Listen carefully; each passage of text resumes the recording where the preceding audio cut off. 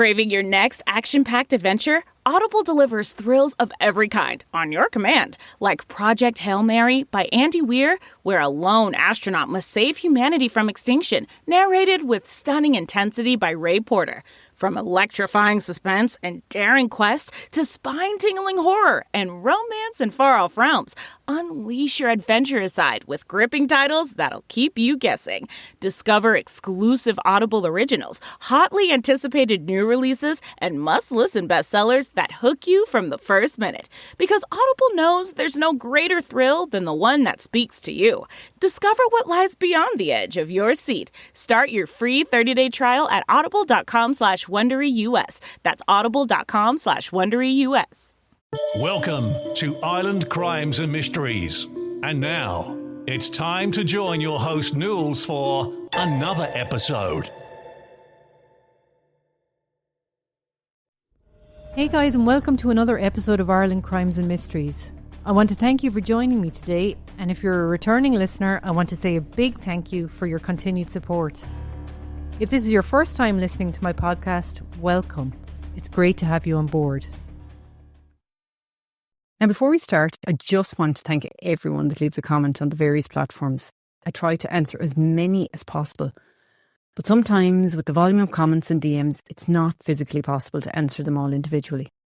But I do want to take this opportunity to thank you all for taking the time to comment on, like, or share the various episodes. It's very much appreciated. I just want to say that there are some details in this podcast that some people may find upsetting. So again, I'm just forewarning you of that, all right? And guys, I also just want to reiterate that everything that I talk about in this podcast is alleged unless somebody has been convicted of something. So other than that, all what I'm talking about is alleged. And with that being said, let's get on with today's episode. The 6th of April 2005, and mother of 3, Irene White, returns home after leaving her children to school. But as she goes about her daily business, on this seemingly ordinary Wednesday morning, a vicious attacker is waiting to strike. Today's case brings us to Dundalk in County Louth. A member of the public requested this case to be covered, and I was happy to do it. I'm your host, Nules, and this is the case of Irene White. Now, I got a lot of my information for this podcast from Robin Schiller and Pat Marry's book, The Ice House Murder, The Killing of Irene White. And I would urge you to read it. It gives a fascinating insight into this horrendous tragedy. Irene White was born on the 22nd of October 1961 in a village called Omeath, which is in the county of Louth. Her parents, Maureen and Matthew McBride, had 3 children, Anne, Michael and Irene. Anne and Michael being older than Irene. They lived in the small family cottage at Knocknagoran, known as Ceol, which translated from Irish means music. Her mother Maureen had been left the cottage by her father in his will. Irene was only 2 years old when tragedy would strike the family. Her brother Michael, then aged 6, was knocked down by a car outside the family home and would later pass away from his injuries.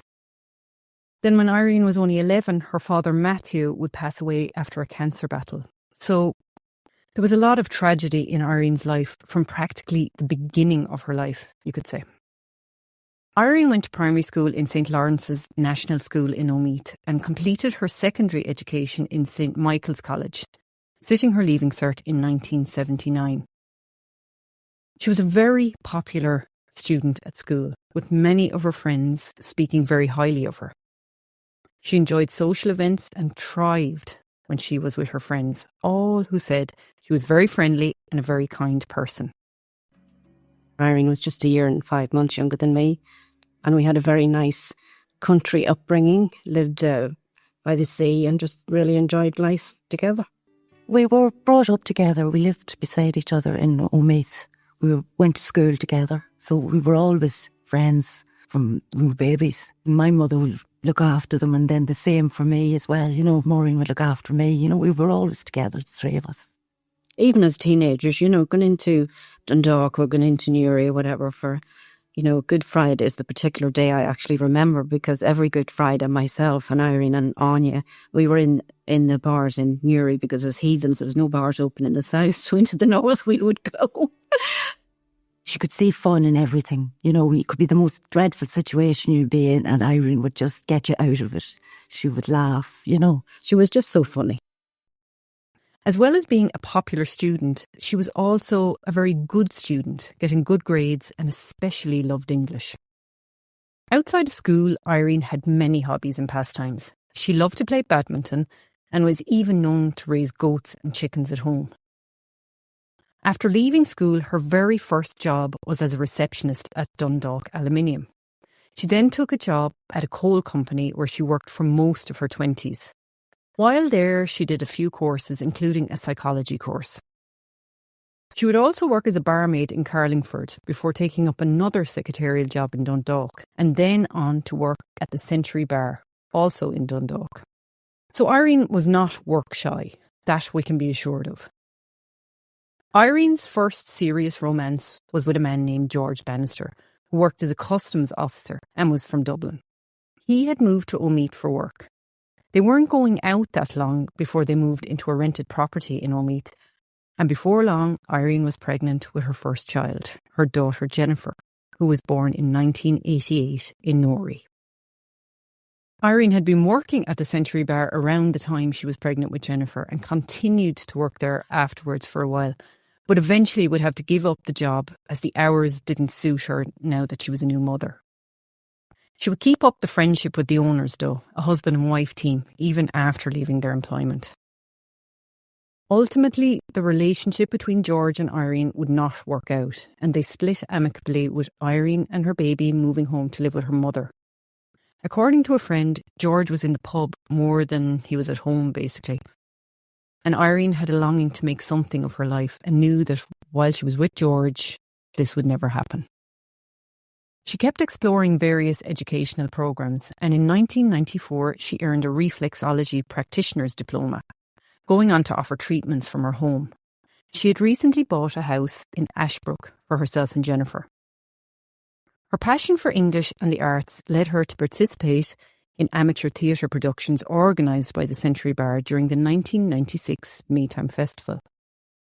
It was through these performances that she caught the attention of a local entrepreneur named Irene White.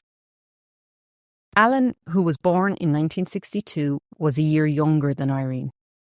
He was raised in the family home at St Malachy's Villas in Dundalk and trained as an electrician after leaving school.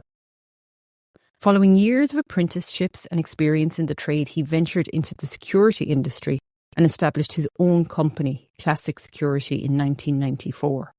To Irene and her close friends, Alan was a charismatic individual whose ambition complemented Irene's determined nature. They started going out together, though their relationship would soon face challenges. Initially, things seemed promising for the couple. Alan's business thrived, and in December 1995 he purchased Ice House on Domain Road in Dundalk for £66,000, that's Irish pounds. It was a large property with land surrounding it, and the property backed onto land owned by Aircom, which is a telecommunications company here in Ireland. As the relationship became more serious, Irene made the decision to sell her house in Ashbrook, and she moved to Ice House with her daughter. She also started working as a secretary for Alan's company, Classic Security, which operated out of a spare room at Ice House. Parts of the proceeds from the Ashbrook house sale were invested into the company. However, Irene's job as a secretary for the company, a role that had previously been held by Alan's sister, caused friction within the White family, leaving Irene feeling a bit uneasy. Meanwhile, she continued to expand her skills by taking courses in first aid, physiotherapy and aromatherapy. To those around her, Irene appeared content with her life and her relationship with Alan. A close friend recalled their first impression of him. When I met Alan, he struck me as kind and approachable. I could tell he was doing well for himself, and I was glad Irene had found someone successful and financially stable. I remember him buying her a blue micro car, which she used to drive to Omeath to visit her mother. Irene loved that car. She was so excited about it. However, as I said, there were early signs of trouble. A friend of Irene's revealed that Alan had been involved with another woman in Ashbrook. When confronted, Alan claimed he had ended that relationship before moving into Irene's home, where they had lived prior to buying Icehouse. To the friend, Irene seemed deeply in love with Alan and believed their relationship was solid. But beneath the surface, challenges were brewing that would soon test their bond. As I said, initially, Irene and Alan White's relationship seemed promising. Friends noted Irene's happiness with Alan, describing her as overjoyed and hopeful for a bright future together. Alan proposed and Irene accepted, setting a wedding date. However, behind closed doors at Icehouse in Dundalk, cracks were already forming. Irene's daughter Jennifer later recalled a distressing moment before the wedding, waking to hear her mother crying in the kitchen. She had learned from Alan that he had been unfaithful, kissing another woman. Despite this betrayal, the couple went ahead with their marriage on the 23rd of June 1998 at St. Patrick's Church in Dundalk. The ceremony was small, with only a few attendees, including Jennifer and Alan's brother Derek and his wife. Irene's family were excluded, and the White family disapproved of the discreet wedding, harbouring resentment towards Irene. The couple celebrated at Fitzpatrick's restaurant and honeymooned on a Mediterranean cruise, while Jennifer stayed with her aunt Anne, who had relocated to England after getting married in 1979. Anne's daughters had little contact with Irene after the wedding, as Alan explicitly barred Irene's friends and family from the event. Within a year, tensions escalated, largely due to Alan's drinking. I personally thought she was very happy, really, really happy. But everything seemed to be okay on the front, but people do that with their lives. You don't always know what's going on inside, because Irene was the kind that would always portray everything was wonderful. And maybe I think things were not going too well in her marriage, and there's an embarrassment attached to, if the home isn't happy, basically. Sometimes Irene wouldn't want to admit that she failed at something. She'd stand up for herself very well. She was a very strong woman, very strong. After a heated argument, Irene and Jennifer briefly moved to Omeek to live with Maureen, Irene's mother, who later recalled Irene's despair over Alan's behaviour and her struggle to care for Jennifer. In February 1999, Irene gave birth to her first child with Alan at Icehouse, with a friend present for support. Alan's drinking continued through the pregnancy, causing Irene frustration, as he ignored nurses' advice and even requested whiskey during the labour. Their second child arrived in July 2000, but Alan's behaviour worsened. A friend noted his absence during Irene's labour as he was out drinking and returned heavily intoxicated. Irene confided in friends about her desire to leave Alan permanently, even viewing a property in Avondale, Dundalk, to escape her terrible emotional state. Alan, meanwhile, explored new business ventures to support his growing family. In 2000, his friend Niall Power from Jenkinstown in County Louth launched PPS Security, having previously worked with Alan at Classic Security. Alan mentored Niall and the two grew close, often socialising in Dundalk pubs. PPS Security used Icehouse also as an office base. As Dundalk faced rising crime in the early 2000s, Alan installed an advanced security system at Icehouse in 2002, which was set up by one of his associates. The system included cameras, panic buttons and external lights.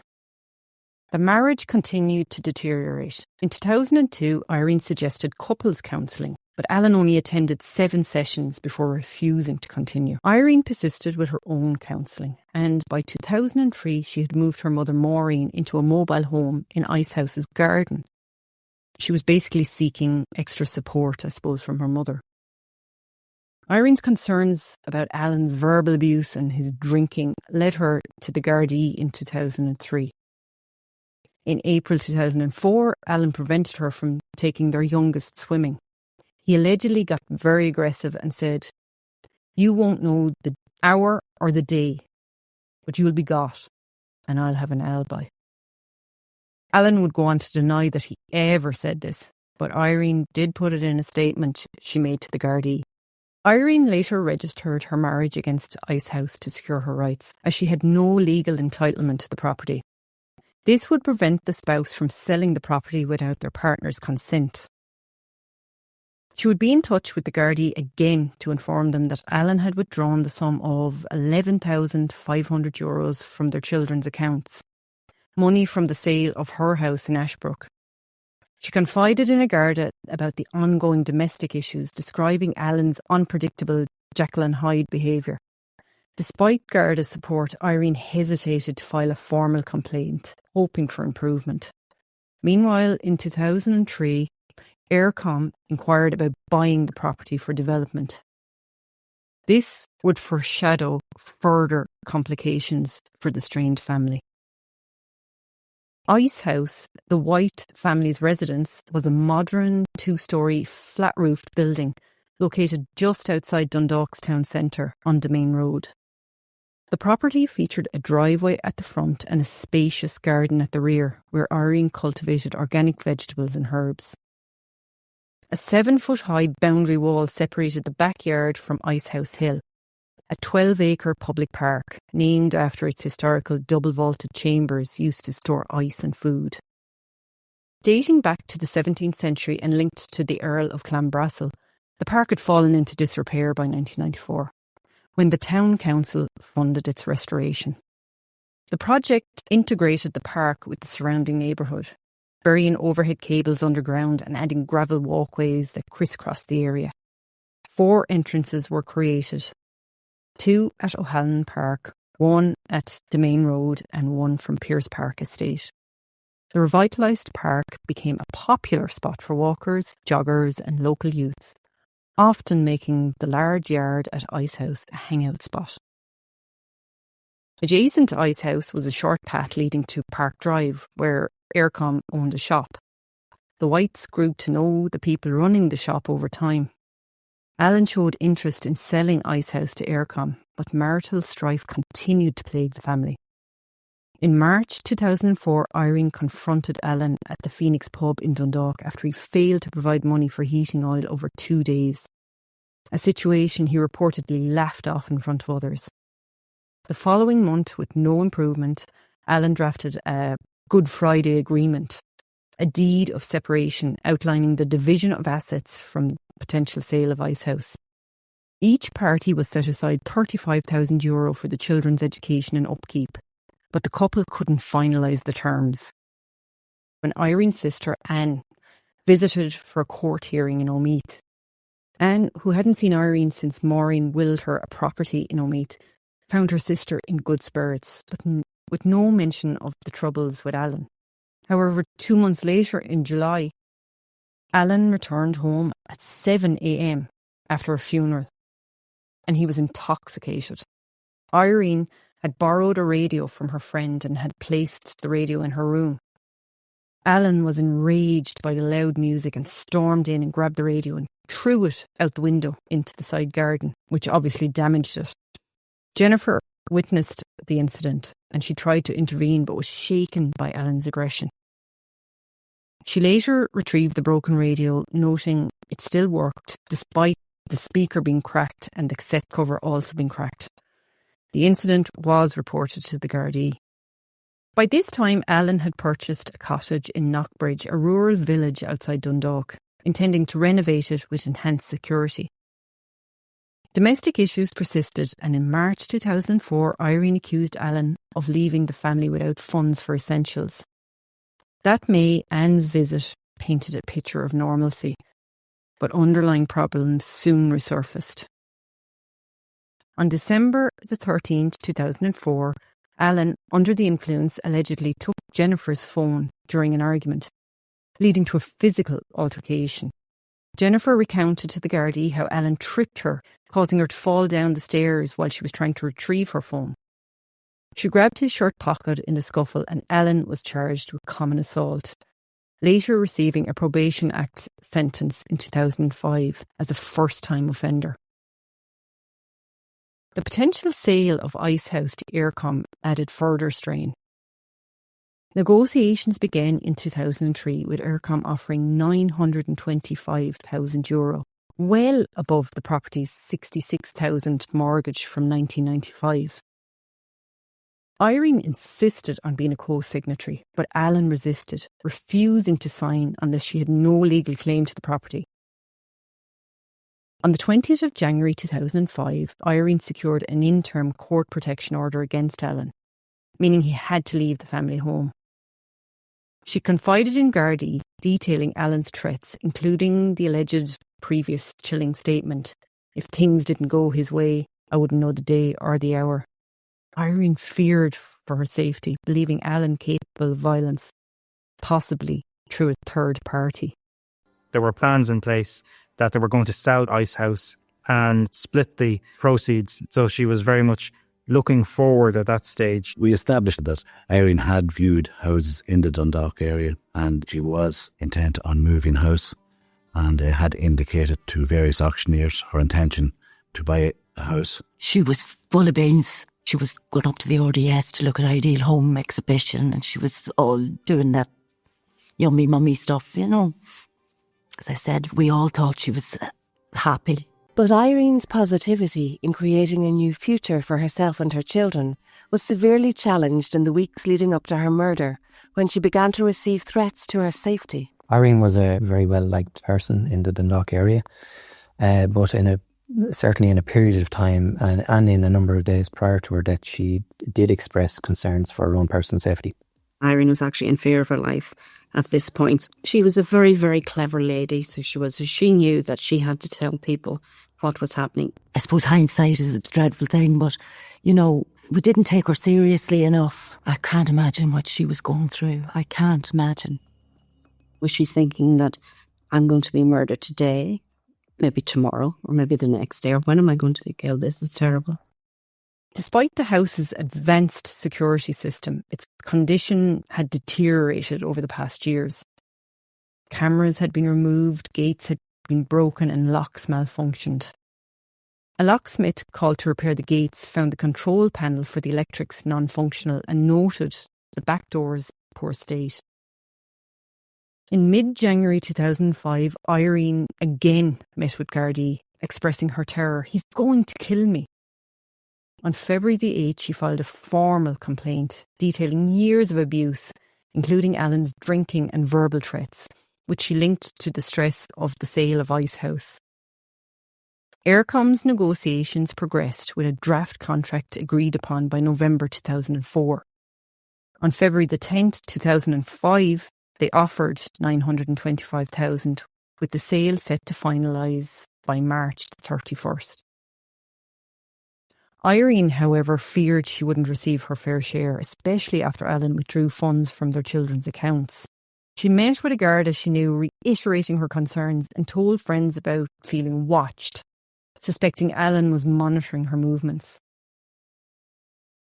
As separation proceedings continued, Alan allegedly inquired about insurance policies, including a life insurance policy Irene had taken out in 1999 worth $142,000, further fueling her suspicions about his intentions. As the sale of Ice House to Eircom neared its conclusion, Irene White grew increasingly anxious about her future. She confided in a friend during a morning walk in mid-March 2005, revealing that she was in the process of drafting a will. Irene explained that the sale, valued at nearly €1 million, you could say, would secure her children's future, but she was uneasy about Alan's behaviour. She told a friend, "I'm making a will because I don't feel safe. Alan has hurt me before, and I need to make sure the kids are taken care of." Her friend was taken aback by her seriousness, asking what she meant. Irene replied that Alan's actions made her fear for her safety, though she didn't believe she was in immediate danger. They talked for about 2 hours, planning to meet again later to continue the conversation. Around the same time, Alan wrote Irene a letter, expressing his desire to mend their strained marriage and asking her to reconsider their separation. Irene showed the handwritten letter to her daughter, Jennifer, who later shared it with the Gardaí. Jennifer recounted, "It was on a single A4 sheet in Alan's handwriting. He wrote about his love for Mam and how he wanted her back. Mam had kept that letter. The gesture, however, did little to ease Irene's fears, especially as the March 31st deadline for the sale of Ice House approached. Although the contracts were still unsigned, Irene did remain hopeful, planning a fresh start for herself and her children. She began exploring properties in Headford, County Meath, and Haggardstown near Dundalk, envisioning a new life away from the turmoil of Ice House. Irene also shared her concerns with a realtor at Moorland House on Armagh Road, Dundalk, venting about her difficult marriage while discussing the near-finalised Eircom deal. She expressed optimism that the contracts would be signed by the weekend, providing her with the financial stability to move forward. On the 4th of April, Irene viewed a property on Lower Point Road in Newtown, Balregan, Dundalk, which was listed for $400,000, half the expected proceeds from the Ice House sale, enough to cover a new home and have a little bit left over. That same day, her solicitors contacted Allen's, urging him to sign the contract promptly, as their offices had been closed over the Easter weekend. Irene also attended a counselling session that afternoon where she voiced her ongoing fears about Allen's behaviour. The next morning, the 5th of April, Irene returned to Lower Point Road to view another property, this one priced at €360,000. She secured a cheque for $17,866 that had been awarded to her following an accident claim. She confided in another friend about the claim, noting that Allen knew of the payment but was adamant he wouldn't be receiving any of it. That day, Irene picked up her youngest two children from Reeltnamara Primary School and as part of their weekly routine brought them to Allen's mother's house in St Malachy's Villas. Irene arrived shortly after 6 p.m. to collect them, exchanging a brief word with Allen, who was also there. "I'll see you at the weekend," he said, referring to their arrangement for him to see the children. Allen, who was staying at his mother's, said to Irene, "Saturday?" Irene, preparing to drive the children home, replied, 11 a.m, isn't that right? Irene then guided her children into the car and drove back to Ice House. Unbeknownst to her, the next 24 hours would bring events that would prevent her from ever reaching that weekend visit. Irene's fears about Allen were compounded by the financial stakes of the Ice House sale. She had told her solicitors that she wouldn't sign the contracts until Allen repaid the money he had withdrawn from their children's accounts, a point of contention that heightened her distrust. She also met with her Garda confidant at the Dundalk Garda station, detailing a series of incidents over the course of her marriage, many of which had been informally reported earlier. In her formal statement, she confessed, "I was terrified of him after that. It made me think carefully about how I'd handle future incidents involving the Gardaí," referring to the alleged veiled threat about not knowing the day or the hour. She also expressed frustration about Allen's drinking, which she said had become unbearable, and the pressure of the Ice House sale. She told the Gardaí that while the sale was nearly complete, she was adamant about protecting her share of the proceeds. Her determination to secure her financial future was evident as she began planning her next steps, hoping to relocate to a safer environment for herself and her children. However, the unresolved tensions with Allen, combined with the looming deadline, hung over her plans, setting the stage for the tragic events that would soon unfold. On the morning of the 6th of April 2005, Irene White began her day at Ice House as usual. She prepared her children for school, dressing them in their uniforms, blue jumpers and grey trousers for the younger two, and maroon jumper for Jennifer, and Irene wearing her jeans, a white polo neck top and suede boots. After breakfast, she drove the children to school, chatting with another parent outside the primary school. Irene then visited Carroll Village Shopping Centre on Long Walk, Dundalk, stopping at Eircom on Quay Street to discuss the Ice House sale. She spoke with an employee expressing her frustration about her strained marriage with Alan White, but optimistic about the sale's progress.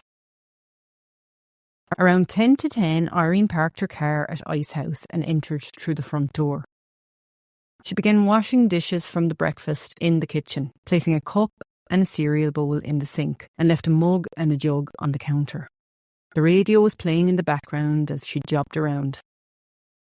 Meanwhile, outside, unbeknownst to Irene, a shadowy figure stealthily approached the ice house, navigating through the shrubs and crossing the neatly trimmed lawn. Having scaled the 7-foot wall at the back, he was careful not to draw attention to his presence in the garden. The toys scattered on the patio did suggest that children lived there, but he was certain they weren't home. He knocked loudly on the back door, expecting a response. He'd been told Irene White would be there, alone, at that moment.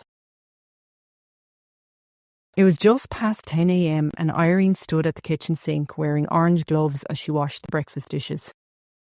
Irene didn't hear or see him until he was at the door. Calling out as he approached the back door, "The gate is swinging open." 2 timber gates on the side of the house had been recently repaired, but they still didn't close properly. When Irene opened the door to investigate, she was met by a terrifying sight. A towering man who had lured her out of the safety of her home with a simple trick. The man raised a large knife he had kept hidden and lunged at Irene. Without a word, he stabbed her in the chest. She stumbled backwards through the doorway into the kitchen, where he raised the knife again and struck her once more. At just over 5 feet tall, Irene was no match for this much larger man.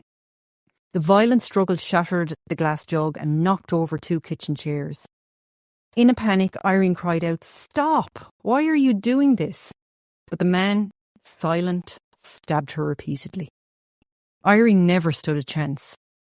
As she lay lifeless on the kitchen floor, the man stood over her, breathing heavily, taking in the horrific scene. He knelt beside Irene's body, muttering a prayer before standing up.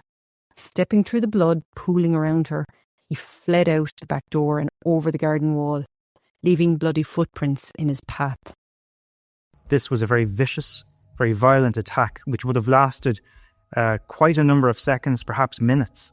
She certainly had little or no opportunity to defend herself. And from the nature of the injuries, I would have little doubt, and in fact I have no doubt, that the person who entered the house and assaulted Irene, their motive was to kill Irene that morning. At around 12:30 p.m, Maureen McBride, Irene's mother, who lived in a mobile home in the garden, would come every day for a cup of tea and a chat. So this day was no different. Maureen entered the house through the back door and froze at the horrific sight. Irene lay on the kitchen floor, lifeless, surrounded by blood. Her body was at an angle, legs stretched towards the sink, with a deep neck wound and defensive cuts on her hands. Shattered glass and a broken chair lay nearby, signs of a struggle. Maureen, in shock, prayed over Irene's body before rushing to a nearby shop on Park Drive to raise the alarm. The shop owner called the Gardaí at 12:36 p.m, reporting a woman's body at Ice House. Gardaí arrived swiftly, finding Irene's body still warm but with no pulse. They noted the scene's brutality. Blood splattered on the floor, the walls and a chair, indicating a violent attack. The back door was ajar, suggesting the attacker's exit. Maureen was too distressed to speak at this point. Within an hour, the Garda Technical Bureau from Dublin and the forensic pathologist, Dr. Mary Cassidy, arrived to examine the scene. They confirmed Irene had been stabbed multiple times with a fatal neck wound. The investigation began immediately, with Superintendent Michael Finnegan overseeing the case. Well, this was a particularly horrific, brutal killing of a young woman who lived here in Dundalk. There are no definite lines of inquiry. A number of avenues are being explored, and as the investigation progresses, we hope to focus it more. Residents in the area say they're heartbroken at the tragedy and worried that the killer or killers may strike again. Meanwhile, Alan White, who was at a business conference in City West with 2 associates, was informed by his brother. He rang the Gardaí to find out what was happening. He appeared shocked when told there was a homicide at Ice House, asking the detective to confirm if it was Irene. The fact he was at City West with other people gave him a firm alibi. The Gardaí informed the schools not to let the children leave when school finished, that someone would be there to collect them. The murder sent shockwaves through Dundalk. I was just lying on top of the bed chatting to my husband, and a bird hit the window with a real big bang. And I said, God, that's really unusual. And that actually happened at 12:15. Then at 3:25, Irene's best friend rang me and said, is something terrible's happened. Immediately I thought it was my elderly mother. My mother would come in every day at a Pacific time for her cup of tea, and she just loved a boiled egg or whatever, and Irene would have all this ready for her. The first thing she notices that's just out of place is the back door is open. And given that Irene had previously spoken about concerns for her own safety and worries that she had, to see the back door open, maybe it was just, she wouldn't normally have the back door open like that. And she came in, and Irene was in such a terribly, terribly brutalised way on that kitchen floor. Blood all over the floor. You know, the blood literally drained out of Irene's body. 8 pints of it, can you imagine? And my mother walked in on that. It killed her. As Gardaí searched the house for any clues, it became obvious it wasn't a break-in. Nothing was stolen, and Irene's wallet was there untouched. The back door had been opened from the inside, and there was no signs that there was any sexual assault having taken place. But the brutality of the crime did make it look personal. Witnesses had seen a man running away from Ice House at around 10:10 that morning, but no proper description was forthcoming. So if this was the guy, it means that it all basically happened within a 20-minute period after Irene returned home. Cell site analysis was done on all mobile phones that were in the area at the time of the murder, and one by one each person was eliminated from the investigation.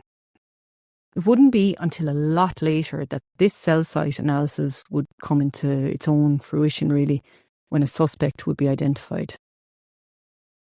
Niall Power, a close friend of Alan White's, was with him on the morning of the murder, and he was interviewed by detectives to understand the dynamics between Alan and Irene White.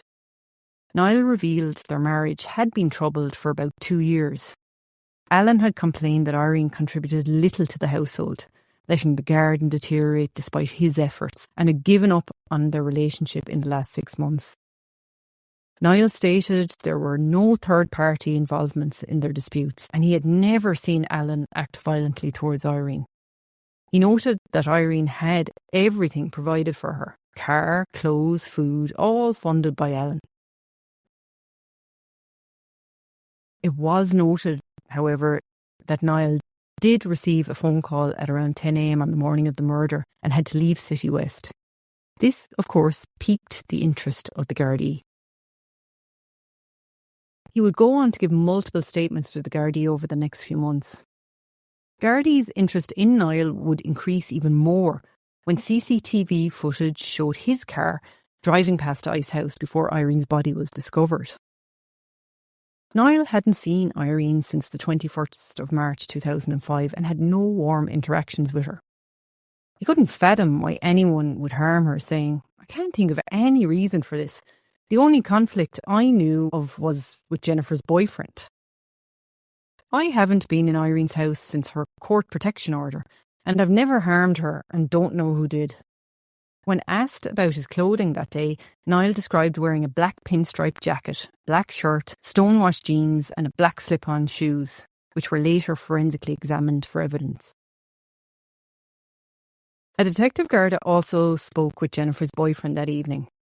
He hadn't seen Irene since the court order and learned of her death at around 2 p.m. that day via a friend. With no phone credit, he instructed Jennifer to call him. At 3 p.m, Jennifer texted, distraught, confirming her mother's death and asking him to meet her in town. He arrived there at around 3:25 p.m, and that's where he met Jennifer. He told the Gardaí he felt unwelcome at Ice House by both Irene and Alan, though Irene never explicitly said so. That day he wore a grey Adidas top, Umbro tracksuit bottoms and white Nike runners. The Gardaí sealed Ice House for a 10-day forensic sweep, recovering items like a digital safe with €150 in it, €6.84 in change, jewellery, credit union books, passports and 2 cheques worth $36,000 from accident claims. Irene's handbag was in the hallway and that held €130.73. Her driver's licence, cameras, hard drives and diaries were also seized. A shed in the garden was searched, but nothing of significance was found there. Forensic pathologist Professor Mary Cassidy arrived, as I said, that evening, noting Irene's multiple stab wounds. Her body was moved to Louth County Hospital for autopsy.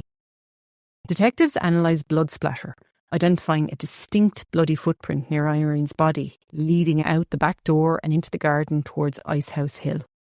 The prints, estimated to be from a Nike Air International Max, size 9 to 10, didn't match the footwear of Gardaí, Maureen or the shopkeeper, suggesting they may belong to the killer, sparking a media frenzy and intensifying the search for Irene's murderer. At Louth County Hospital, Professor Mary Cassidy conducted a detailed autopsy on Irene White, revealing the horrific extent of her injuries. Irene had been stabbed 34 times, with a 16-centimetre cut-throat wound to her neck as the fatal blow. Additional wounds included 14 stabs to her upper chest and stomach, penetrating her lungs, heart and liver, and 14 more on her back, with 3 on her right arm, 2 on her left, and a small cut on her right index finger. The injuries indicated a fierce struggle, with some wounds likely inflicted while Irene was on the floor. Cassidy concluded a narrow-bladed knife with a serrated edge was likely the weapon, and the sheer number of stabs suggested intense violence, possibly personal in nature. This weapon was never recovered. The Gardaí quickly dismissed a random burglary as the motive. Despite 25 recent burglaries in Dundalk, none involved violence. The brutality of the attack, termed overkill, pointed to a targeted killing.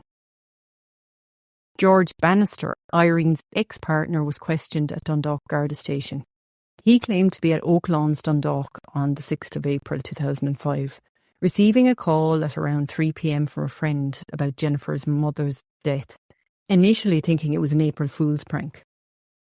George last spoke to Irene 3 to 4 months earlier amid her separation from Alan. Alan White, a key person of interest due to the ongoing separation and a court protection order Irene had against him, was interviewed. On the 6th of April, he claimed to have been with Niall Power in City West until 10 a.m, corroborated by other witnesses. They were setting up camera monitoring for their business at the City West Hotel in Dublin. One associate recalled leaving Lannet Cross at 10:10 a.m, arriving at City West at 12:39 p.m, but discrepancies arose. Florence, Niall's mother, claims she saw Alan's van at 10:25 a.m, suggesting he could have returned to Lannet Cross at 10:20 a.m. Alan's phone records showed calls at 10:50 a.m. from an associate and 11:36 a.m. from Niall, with 2 outgoing calls at 10:31 a.m. Despite timeline inconsistencies, no forensic evidence linked Alan to the crime. His clothes or his grey Renault Laguna showed no blood. The removed security cameras at Icehouse, which was taken down the previous summer, offered no footage, obviously, leaving the Gardaí to probe deeper into Irene's relationships for a motive. 3 days after her murder, Irene White's funeral took place at St. Patrick's Church in Dundalk, where she had wed Alan 7 years prior. Alan, Jennifer and the McBride family accompanied her coffin, adorned with a white floral tribute spelling Mum in pink flowers. A guard of honour was held by the school children from the children's school, and that was formed as the remains entered the church. The priest addressed the grieving congregation, noting the profound loss felt by Irene's family, likening her death to an electrical blackout that left them in darkness, filled with despair and fear. He urged them to find solace in memories of Irene. Her remains were then taken to Omeet for burial in the village cemetery. Following Irene's murder, Garda interviews revealed deep-seated fears, primarily centred on her husband Alan White. Maureen, Irene's mother, described her as honest and well-liked, insisting she had no enemies besides Alan. She was stunned at the idea that anyone would want to harm Irene, who got along with others. A friend of Irene's who had grown close through the Omeat Development Committee recalled Irene's distress over her relationship with Alan. Irene had visited her home, tearfully confiding that she sought Garda's support for safety, fearing Alan's abuse and potential surveillance through bugged phones. She also distrusted Alan's associate Niall Power, accusing him of taking money from her. Another close friend of Irene's shared Irene's account of Alan's verbal abuse, including alleged derogatory insults and mood swings, especially when drunk. Irene's diaries reviewed by the Gardaí documented 48 counselling sessions where she detailed Alan's aggression, noting his threats to have her done and his desire to exclude Jennifer from the family home. A February 2005 entry described Alan as devious and callous, reflecting her ongoing fear.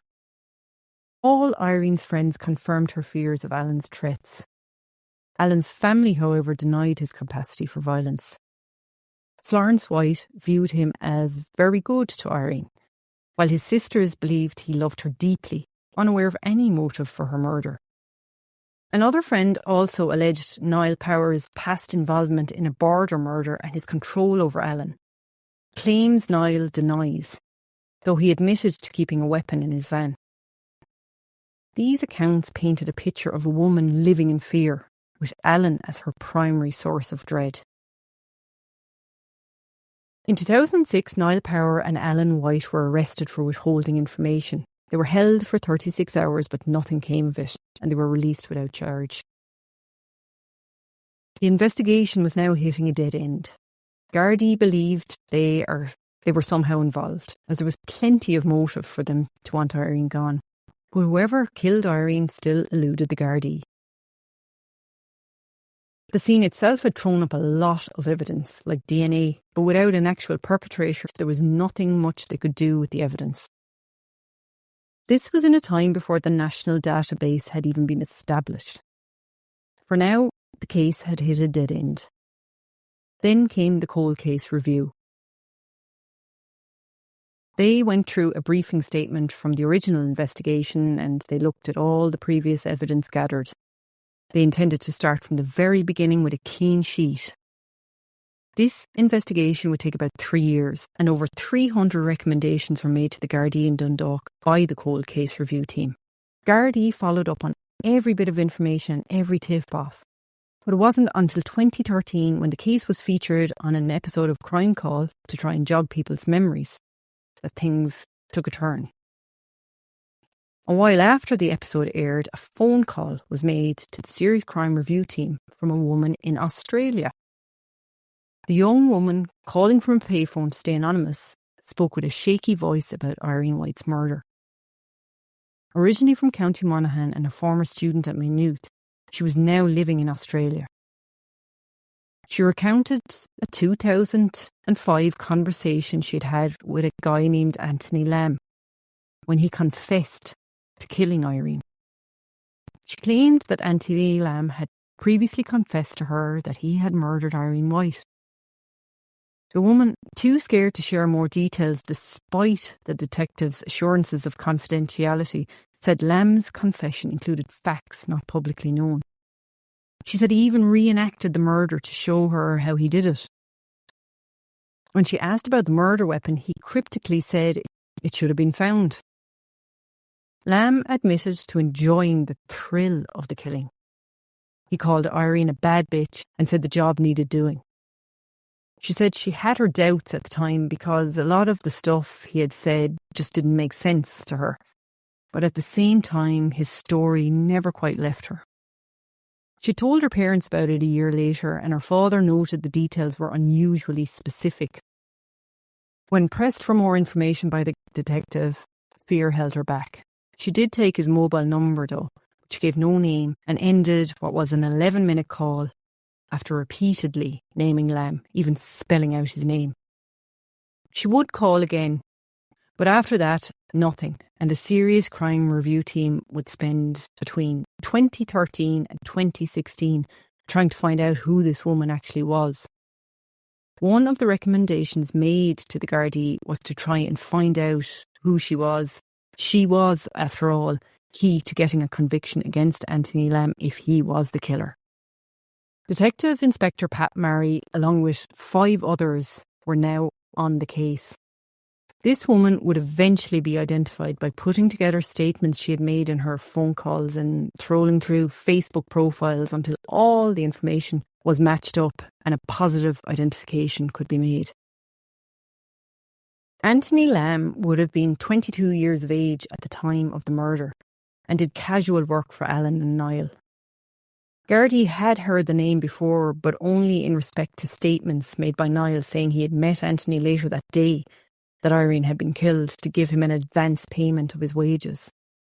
He had never really been a suspect or even on their radar up to now. After receiving the anonymous call, the Gardaí started to look into Anthony, especially his phone records, and it soon became apparent that they needed to speak with him. At this stage, Anthony was in Maynooth, doing a postgraduate degree, and by all accounts, he was a very popular student. He was heavily involved in the students' union at the college. Nothing in his past screamed cold-hearted killer. He'd had one run-in with the law, but nothing stood out. Meanwhile, in August of 2016, 2 detectives touched down in Australia in the hope of getting a statement that would lead to a breakthrough in the case from this lady. With the help of an Australian federal agent, the 2 detectives went to her house, but there was no one home, so they sat there for a while hoping she would return. They were just about to leave at about 6:30 p.m. that evening when a car drove up and turned into the driveway. They got out and knocked on the front door. They immediately recognised her from her social media profile. The Australian federal agent introduced her to the 2 Irish detectives and she replied, "I know what you're here for." They asked her if she was the one who had made the 2 anonymous calls back in April of 2013 and she said she was. They then asked her to voluntarily accompany them to the local police station where they could interview her on camera, and she said she would. They sat down in the interview room and she began to talk about her encounter with Anthony Lamb. She explained how Anthony had called to her house over Christmas, as he did every Christmas, as they'd known each other since they were teenagers. This particular night, he had drink taken, and as they say, loose lips sink ships. She explained how he asked her had she heard about the murder of Irene White, and she told him that she had, to which he replied, "I did that." She initially didn't believe him, but she said he went on to make sure she was convinced, saying he described in detail what he had done and even reenacted attacking Eileen by standing up and making a cutting motion to the woman's throat. She said at this point she was starting to get nervous. She went on to say that he admitted to cutting Irene's throat at the back door of the house and said as he went on describing what he had done, he was becoming more and more animated. To the woman's astonishment, he told her that it was the best feeling he'd ever had and that he'd got a great buzz out of it. She said he then wanted her to research the murder on the internet, which he said would prove that he was telling the truth. The detectives had got what they came for, a full written statement and everything recorded on camera about what Anthony Lamb had said to her. She told them the reason she hadn't come forward until 2013 was because when she told her parents, initially her father had wanted her to go to the guards immediately, but after thinking about it and concerned for his daughter's safety, he told her not to. She also said she wasn't entirely sure he was telling the truth, that he had a bit of a habit of exaggerating. The rest of her family were also interviewed, as well as her boyfriend in Australia, who recalled her talking about the confession in the past. They asked her if she was ever back in Ireland, would she try and find a picture of herself and Anthony together? And she told them that she would. And in November 2016, when she came home, she did just that, giving the detectives a picture of herself and Anthony at the Gaeltacht in 1999. The investigating team were keeping a discreet eye on Anthony until after they had questioned this lady in Australia. because before they had her statement, they would have had no major grounds to arrest him. This surveillance took place towards the end of 2016 and threw up nothing major of note about Anthony. It was so mundane, it even had the detectives carrying out their surveillance questioning if this was their guy, as his life seemed so at odds with that of somebody that would have stabbed a mother of 3 34 times. In January of 2017, they were finally ready to arrest Anthony. They headed out to his family home in Castleblaney. His sister answered the door and let them in. As they went into the house, Anthony was walking down the stairs, and he didn't seem too shocked at all to see the Gardaí there. All he said to them was, "Of all the days, lads." He seemed more worried about the fact that they were arresting him in front of his parents than the fact that he was getting arrested at all. Gardaí seized a number of devices at the house that Anthony had pointed out to them, and he was taken to the station. From here on, he was like a leaky tap, basically, and he voluntarily told them everything, including Niall Power's role in the murder. He said a few months before the murder, Niall Power had come to him saying that Irene White had to be killed. Anthony needed money fast. He also owed Niall Power a significant amount of money. He agreed to carry out the murder if Niall cleared his debt and gave him a sum of money along with that as well. A few months before the murder, they started planning. Anthony and Niall staked out Ice House. Niall told him where to go, what to do, when Irene would be there. The wheels were set in motion. Data from their mobile phones also showed that the two men were in contact the morning of the murder, before and after it had been carried out. The initial calls prior to the murder giving him his final instructions. Anthony saying that in his final phone call with Niall before he entered Ice House, he said, "Please don't make me go through with this." Niall told him he was going to get his money and that she was at home now and to carry on with the job at hand, basically.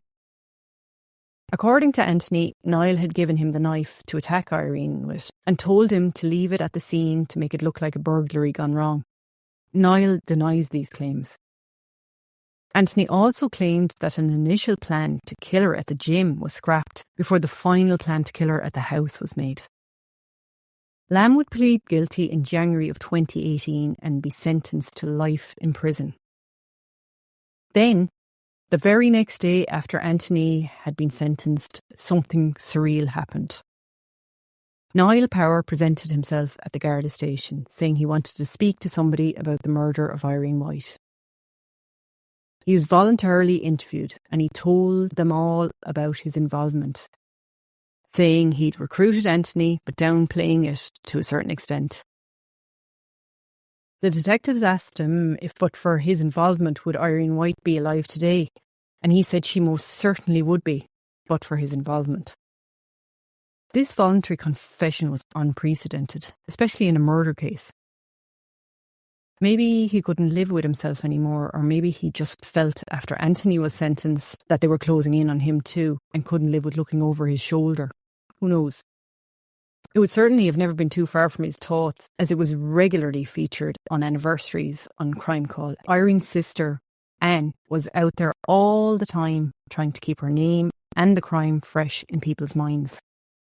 Detective Mick Sheridan in the Middle told the court today that Niall Power handed himself into Dundalk Garda station the day after 35-year-old history student Anthony Lamb from Castleblaney in Monaghan was jailed for life for stabbing Irene White to death at her home. Power, now 47, said he wanted to get this off his chest and wanted to put his hands up.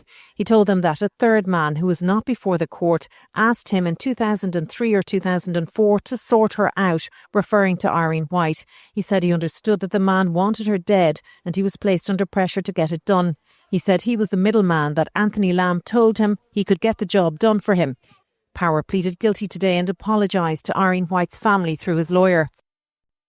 Irene White's daughter Jennifer, seen here in the middle, leaving court after she said the impact of her mother's death would continue to traumatise her and her two younger siblings for the rest of their lives. In her victim impact statement, she said her mother was set upon in her own home, where she was savagely attacked and murdered. She was giving evidence just before a second man, 47-year-old Niall Power, who had pleaded guilty today to her mother's murder, was jailed for life. Irene White's ex-husband Alan was also in court for today's hearing, and he said they had lived in hope for years that her killer would come forward. The man who stands before this court, Niall Power, is not any stranger to our family, but is in fact a person who was at one time a close family friend and would have not only been trusted but also welcomed into our home, not only by myself and my siblings, but also by our mum. Because both men pled guilty, there was no trials.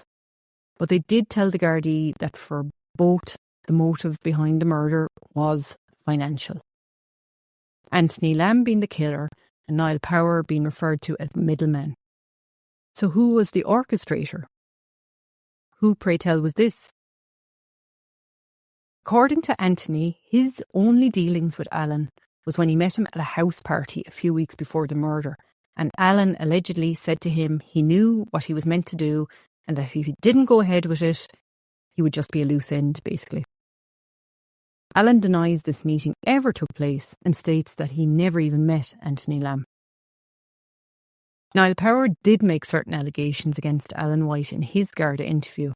He never gave a witness statement that could have been used as evidence against Alan White. He said in his interview that Alan wanted him to sort out Irene. He also claimed that Alan gave him money to pay Anthony Lamb for the murder. A total of €2,000 according to Niall. And of course, Anthony's debt was wiped clean. So now Niall claimed in the interview that Alan wanted him to take care of Irene, and so he did. Alan White, of course, denies all these allegations. Irene's sister Anne, who has constantly campaigned for justice for her sister, wasn't in court today as she's seriously ill. A solicitor for her and her husband Kenny spoke on their behalf, asking the Gardaí to prosecute the third man. We have the killer, we have the so-called middleman, but we've yet to find and have prosecuted the mastermind. Niall's reasons for becoming so involved in the conspiracy to have Irene killed are ultimately unknown. But Gardaí think that he wanted a portion of the proceeds of the sale of White House to be invested in starting up a new alarm monitoring company. The irony, really. Niall denies this, saying he just didn't want Alan to leave his current business. But ultimately, we may never know the real motivation behind Niall's involvement as the middleman in the murder. Alan White, still officially being married to Irene at the time of her death, was entitled to the full proceeds of the sale of Ice House. Maureen, Irene's mother, and her daughter Jennifer took out an injunction against Alan to try and prevent him from being able to sell the house. But this proved fruitless, and the house would eventually be sold by Alan for close to £1 million, with Alan receiving the total sum, and a small amount being divided amongst the children, including Jennifer. The actual amount that the children got, we do not know. Alan White has continuously denied any involvement in Irene White's murder and says any notion of him being the mastermind behind the murder was ludicrous. He would say he had his own thoughts on Niall Power's motives but didn't really want to discuss them. He now lives in a small village outside Dundalk, and by all accounts he's just getting on with his life. A file had been sent to the DPP in relation to Alan White in or around early 2023, but the DPP came back saying that there wasn't enough evidence to prosecute. Irene's children are now adults, and to protect their privacy, I'm not going to really get into what they're up to today. But sadly, Irene's mother Maureen, who was obviously heartbroken after her daughter's savage killing, passed away just 6 months after the brutal murder. Her sister Anne, who fought tirelessly for justice for Irene, would also pass away not long after the sentencing of Niall Power in 2019. The case of Irene White, I have to say, is one of the most unusual as well as disturbing cases that I've covered in a while, in the sense that there's so many anomalies that happen after a protracted period of time, where there's nothing happening, and then suddenly you have anonymous calls coming in from the other side of the world, naming the killer holding their hands up straight away, and then the middleman, as he was called, walking into the station the day after the killer is sentenced, holding up his hands.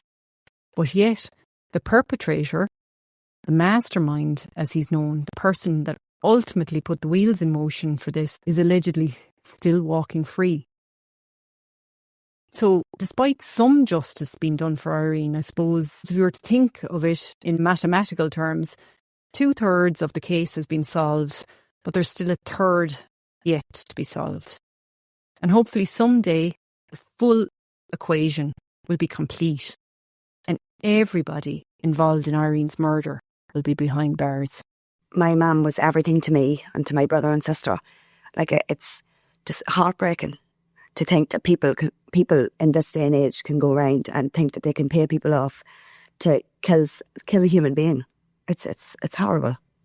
And people are calling it the mastermind, and he's the man behind the whole lot. And the ultimate goal would be to have him before the courts and charged. That would be the ultimate goal here. Only then will I feel like I have got true justice for my mum that she deserves. We want answers and we want justice. And if anyone has any information, of course, please do come forward. Even if it seems so small to them, it could be huge. So that's why I do it. So guys, that's it for today's episode of the Ireland Crimes and Mysteries podcast. Again, thanks for your listenership, and don't forget to subscribe to the show and hit that auto download so you never miss an episode. Until the next time, keep your eyes open and your mind curious. This podcast has been compiled from information gathered in the public sphere, like news articles, documentaries, and open source material that can be found on the web. Everything in this podcast is alleged unless a conviction has taken place. You've been listening to Ireland Crimes and Mysteries.